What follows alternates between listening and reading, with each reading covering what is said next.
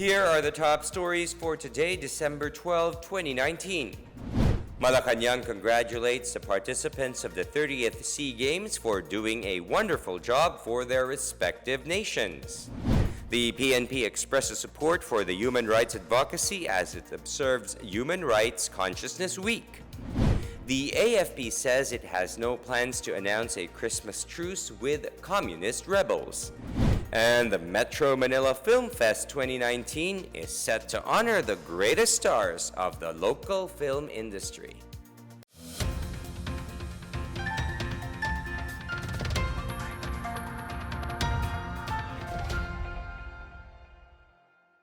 Good day, I'm William Theo. Welcome to the PNA Newsroom. Malacanang on Thursday congratulated the athletes and coaches from 11 participating nations who competed at the 30th edition of Southeast Asian Games. The country's hosting of this year's regional sports meet bore fruit as it formally clinched the overall championship during the conclusion of the competitions on Wednesday. The Philippine delegation claimed the top spot, the latest since 2005 and the second in the history of SEA Games, after it snagged 149 gold, 117 silver, and 121 bronzes, or a total of 387 medals in the 30th edition of regional sports competition. The 149 gold medals were higher than the 112 recorded in 2005 when the Philippines also hosted the biennial regional multi-sport event. Presidential spokesperson Salvador Panelo said all the SEA Games participants bring pride and honor to their respective nations. The Philippine Sports Commission also lauds the Filipino athletes for their hard work and determination to regain the game's supremacy. PSC Chairman William Ramirez said, "Our athletes gave their all and they deserve the respect and care that we can give them." He said, "All the hard work and achievement of our athletes lifted the spirits of a nation hungry for inspiration and hope. It also awakened the spirit of patriotism in each of us." Meanwhile, the Philippine Olympic Committee President Abraham Tolentino said the Philippines' second overall title showed that the Filipino athletes can give their best with proper support and encouragement. Malacanang on Wednesday said President Duterte will read before the public the letters of the water concessionaires expressing willingness to revisit the supposed onerous concession agreements. Presidential spokesperson Salvador Panelo said the president decided to read the letters of Maynilad and Manila Water as signed by their owners, businessmen Manuel V. Pangilinan and Fernando Zobel de Ayala for transparency. Panelo said the president will also review the practical and legal consequences of the situation before making his next move. He noted that the president also wanted to speak with all government lawyers involved in the drafting of the existing concession agreements to determine why they allowed the onerous provisions. Meanwhile, Panelo welcomed the letter of Manila Water, which states that will no longer pursue its claims on the amount of 7.39 billion pesos against the government and that it will defer the implementation of their supposed water charge increase. He also acknowledged how Maynilad President and Chief Executive Officer Ramoncito Fernandez bared in a legislative hearing that they will no longer pursue its arbitral award in 2017 in the amount of 3.4 billion pesos against the government. Meanwhile, Senator Amy Marcos said she has started moves in the upper house to investigate the water concession contracts and accomplishment records of Manila Water and Maynilad Water Services. Kilalanin natin na human rights din ang tubig. Hindi naman maaari na gano'n na kinakalakal na lang bilang isang produkto. Sa kabila ng pagsosorry at katakot-takot na pumanhin, may 100% increase. Tama ba yun? Palagay ko hindi naman justified. Bakit naman? Saan naman galing yung 100% increase? 100% increase ba yung sahod natin? Hindi naman eh. Good news to all employees. The Labor Department reiterates the mandatory release of 13th month on or before December 24. Meanwhile, COMELEC is looking into a hybrid 2022 elections. More on this from Benjamin Dong. Private sector employers have until Christmas Eve to release the 13th month pay of their workers. Under Presidential Decree 851, private sector workers should be given 13th month pay that should be released not later than December 24.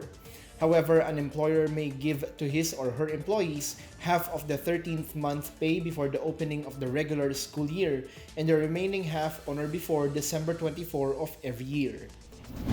In other news, the Commission on Elections is looking to hybridize the next national elections in May 2022. A hybrid election system is a combination of both manual and electronic methods to be used either in voting, counting, transmission, and canvassing of results. Earlier, President Rodrigo Duterte ordered to dispose of the vote counting machines of Smartmatic and look for a new one that is free of fraud. Meanwhile, the Department of Foreign Affairs on Wednesday assured foreign visitors that the Philippines remains safe for tourists as coordination continues between the agency and local law enforcement offices. The assurance was made following the reported kidnapping cases in the country, mostly involving Chinese nationals involved in POGOs or Philippine offshore gaming operators. Tourism Secretary Bernadette Romulo Puyat said securing the safety and welfare of visiting foreigners in the country is at the top priority of relevant offices. For the PNA Newsroom, I'm Bench Bondo. Still to come, the PNP expresses support for the human rights advocacy as it observes Human Rights Consciousness Week. The AFP says it has no plans to announce a Christmas truce with communist rebels. More on these when the PNA Newsroom continues.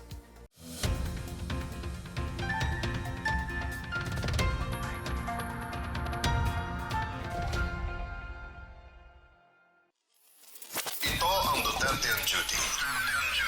Ulat sa ginagawa ng Presidente. November 25, Lunes. Nagpunta si Pangulong Rodrigo Roa Duterte sa Busan, South Korea para dumalo sa ASEAN Republic of Korea Commemorative Summit. Nag-courtesy call sa Pangulo ang ilang opisyal ng pangunahing business companies doon. Sinundan ito ng bilateral meeting ni na Pangulong Duterte at Republic of Korea President Moon Jae-in na layong patatagin pa ang ugnayan ng dalawang bansa. 필리핀은 우리와 The Philippines was the first among ASEAN countries to establish diplomatic relations with Korea and also the first to dispatch troops to fight on our side during the Korean War. I'd like to express my profound gratitude to the people of the Philippines for their lasting friendship over the past 70 years and to you, Mr. President, for your great affection for Korea.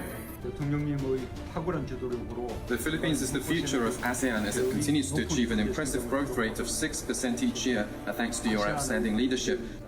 The past 7 years, decades have witnessed the level of our interaction rise. Our cooperation encompasses its various spheres, from trade, investment, and order to infrastructure development, defense, science, technology, and agriculture. Sinaksihan din ng dalawang lider ang pagpirma sa 5 kasunduan sa pagitan ng Pilipinas at South Korea. Kinagabihan ay dumalo si Pangulong Duterte at iba pang ASEAN leaders sa welcome dinner. November 26, Martes, Busan, South Korea. Dumalo si Pangulong Duterte kasama ang iba pang leader sa ASEAN Republic of Korea Commemorative Summit sa pangunguna ni President Moon Jae-in. Humanga ang mga leader na matunghayan ang mga kamangha-manghang produkto sa ASEAN ROK Innovative Showcase 2019. November 28, Huwebes, Malacanang. Pinangunahan ni Pangulong Duterte ang awarding ceremonies ng 2018 Presidential Award for Child-Friendly Municipalities and Cities at 2019 Model Overseas Filipino Worker Family of the Year Award. November 29, Biyernes. Mainit na tinanggap ni Pangulong Duterte sa palasyo ang candidates for military observer in various United Nations peacekeeping missions at ang mga delegado ng 5th ASEAN-Russia Youth Summit. Tinanggap din ng Pangulo ang sagisag ng Bayam 2019 sculpture mula sa renowned glass sculptor na si Ramon Orlin. November 30, Sabado, Bonifacio Monument, Caloocan City. Pinangunahan ni Pangulong Duterte ang paggunita sa kabayanihan ni Gat Andres Bonifacio sa selebrasyon ng kapanganakan ng tagapagtatag ng Katipunan. Malacanang. Mainit na tinanggap ng Pangulo si Sultan Haji Hassan al-Bolkiah ng Brunei Darussalam. Mas pinatatag ang ugnayan ng dalawang bansa sa pamagitan ng bilateral meeting na pinangunahan ng dalawang leader. Bukawe, Bulacan. Napaindak sa saya si Pangulong Duterte nang masaksiyan ang engranding opening ceremony ng 30th Southeast Asian Games na ginanap sa Philippine Arena. Ako po si Secretary Martin Andanar at ito ang Duterte on Duty. Abangan sa susunod na linggo ang mga gagawin ng Pangulo.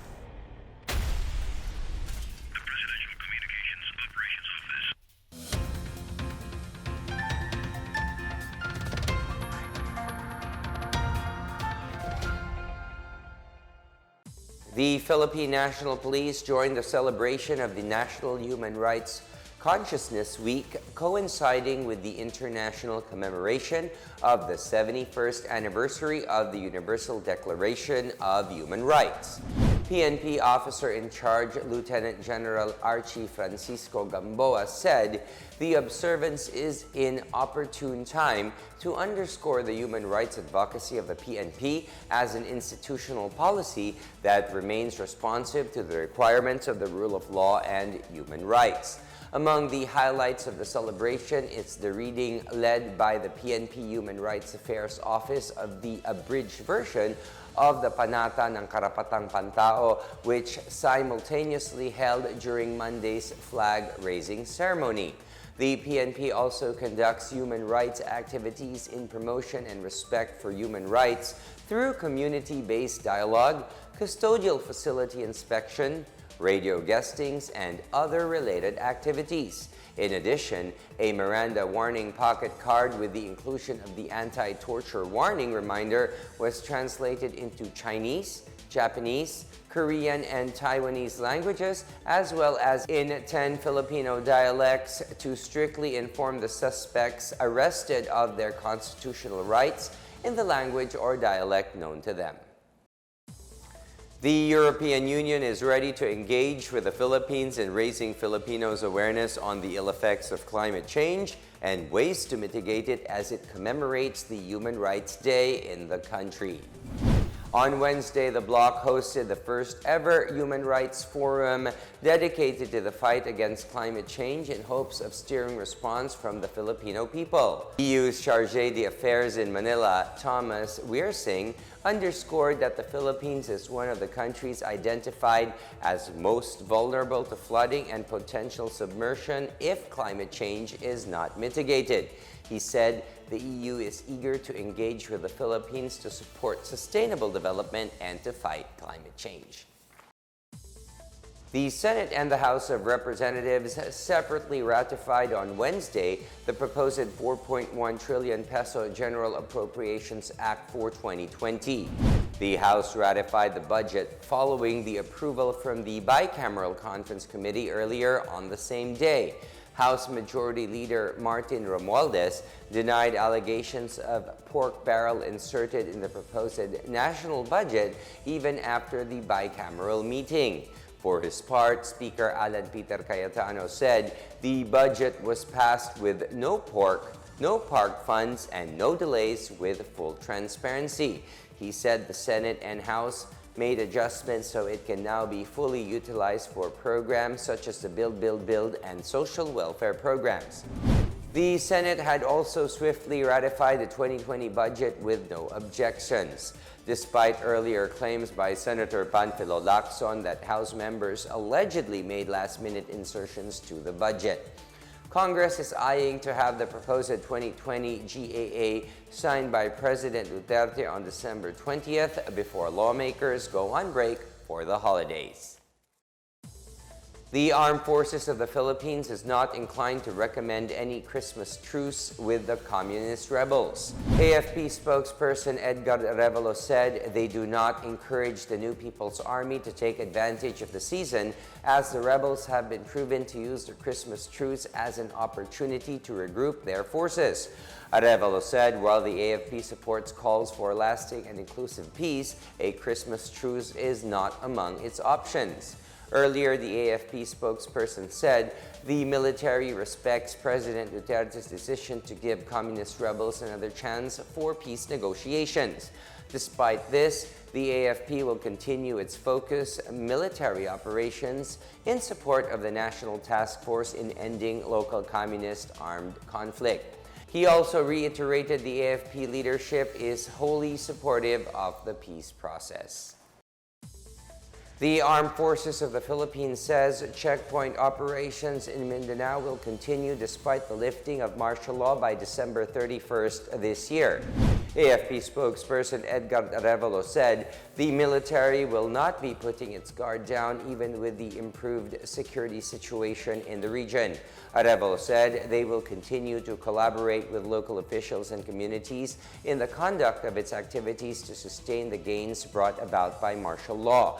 He added they will continue to advocate the amendment of the Human Security Act into an anti-terrorism law that will not be too restrictive to security forces but has more teeth to prevent or counter terrorism.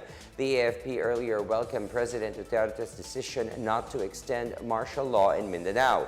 It recommended the non-extension of martial law, citing the improved security climate in Mindanao, the continuous decline of local terrorist groups, and the need to further promote an environment more conducive to economic activities. Local authorities have expressed support for the impending lifting of martial law in Mindanao as they cited the improved security and the peace and order situation in the region. More on this from Lade Cabagani. The Army's 6th Infantry Division has vowed to continue to impose stricter security measures to prevent lawless elements from sowing terror even without martial law in Mindanao. Joint Task Force Central Chief Major General Diosdado Carion made the assurance after President Rodrigo Duterte signified he will no longer seek the extension of martial law in Mindanao after it expires on December 31. The 6th ID commander said their units will maintain its alert status and strengthen strategies to prevent terrorists from inflicting harm to civilian communities. Meanwhile, Davao City Mayor Sara Duterte has welcomed the non-extension of martial law in Mindanao. Duterte said the lifting of martial law would entice more foreign tourists and investors to the city. For her part, Cotabato City Mayor Cynthia Gianni Sayadis said martial law should be retained as it has helped improve the city's peace and order situation, yet they still will respect the decision of President Duterte. Meanwhile, police authorities in Region 12 or SOCSargen expressed support to President Duterte's decision not to extend martial law in Mindanao. Brigadier General Alfred Corpus, Director of Police Regional Office 12, said they are ready to implement any adjustment related to the termination of martial law on December 31. The total crime volume in region dropped by 32.64% in 2017, 30.06% in 2018, and 27.0% from January to November this year. For the PNA Newsroom, I'm Lade Cabagani.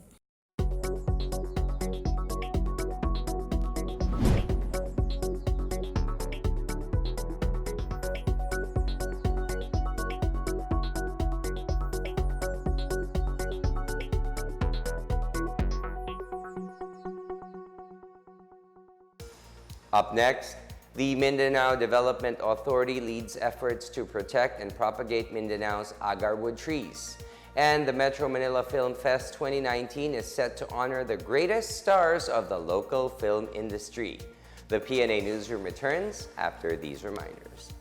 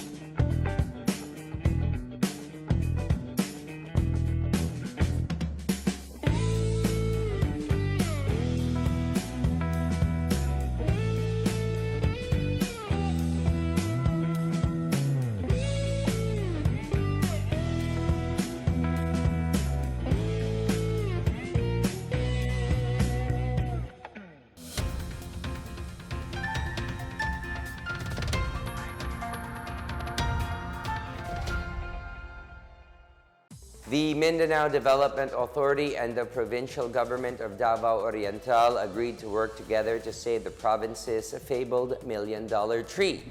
The agarwood protection and propagation program aims to conserve the remaining agarwood trees, also known locally as lapnisan, in the province. Secretary Emmanuel Piñol said that Governor Nelson Dayanghirang informed him that agarwood is threatened by poaching. Agarwood is highly valued for its resin, which is processed into perfume and is believed to have medicinal value. Piñol added that agarwood also grows in other parts of Mindanao.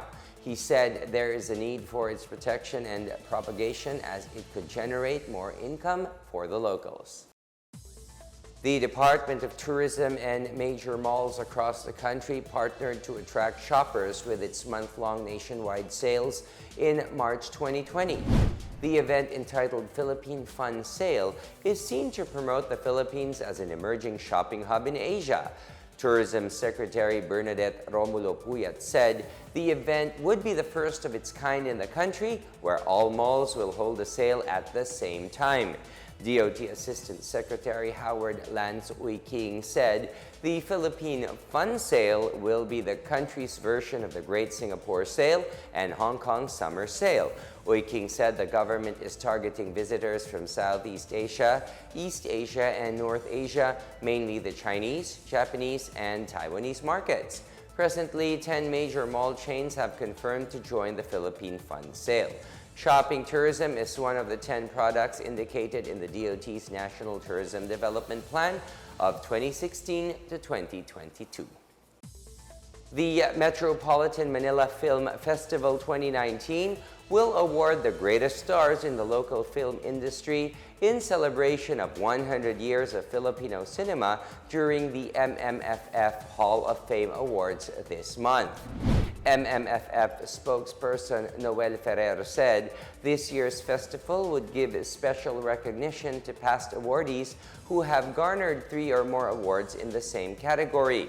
For their great support to the MMFF and contribution to Filipino cinema, 4 celebrities will be hailed as stalwarts of MMFF.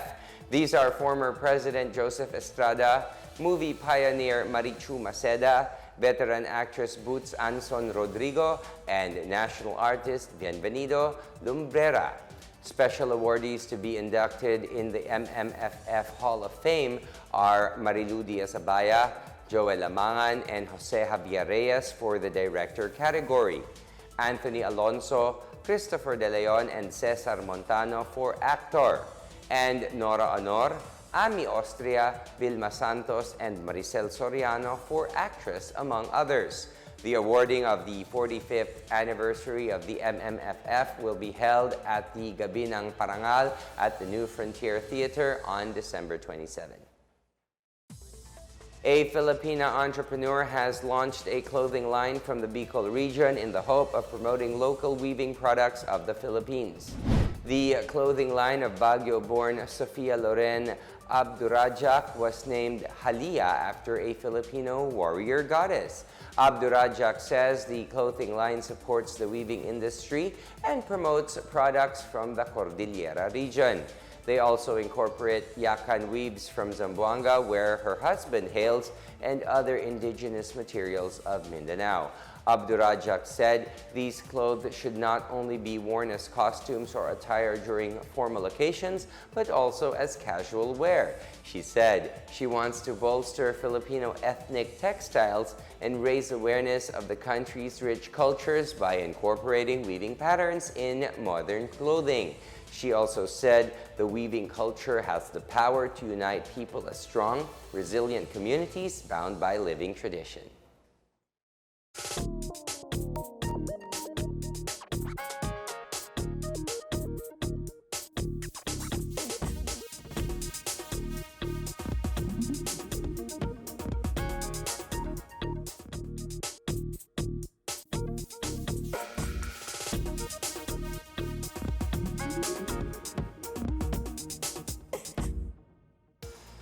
Let's take another look at today's biggest stories.